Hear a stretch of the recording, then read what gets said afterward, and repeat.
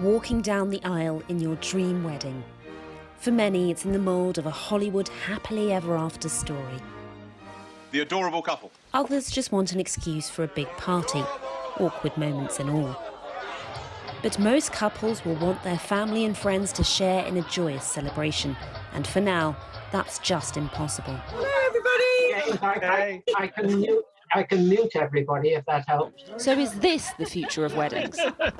So due to proximity and Catherine and Josh living next door, they're going to be our witnesses, so we can pass the marriage paper underneath the door.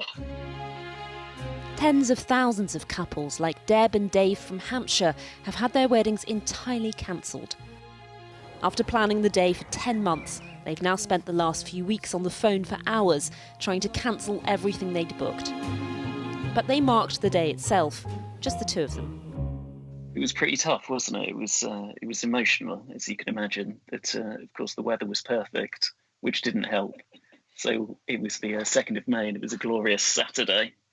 We did like a little ceremony. We said our vow to each other. It's not illegal, obviously, but we exchanged rings and did our first dance, just the two of us. And then we were like really, really touched by all of our friends sending lovely messages and sending little gifts as well. But what if you're single and trying to find that special someone? Well, it seems people are turning to virtual dating. Many of the most popular dating apps are reporting huge spikes in usage. I went on a dating app and matched with this guy, and we ended up really connecting.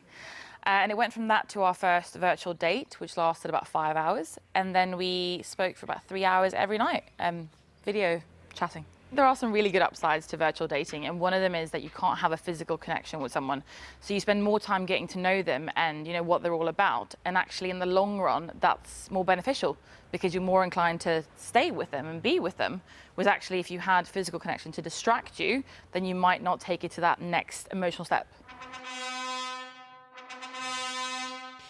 And yet, if it goes really well, hosting a wedding in Britain, traditional or modern, is pretty much impossible. From next week, very small outdoor ceremonies will be allowed in Northern Ireland. The same may be permitted in England in the near future. But elsewhere, like New York, you're legally allowed to get married online. There is now no excuse when the question comes up for marriage.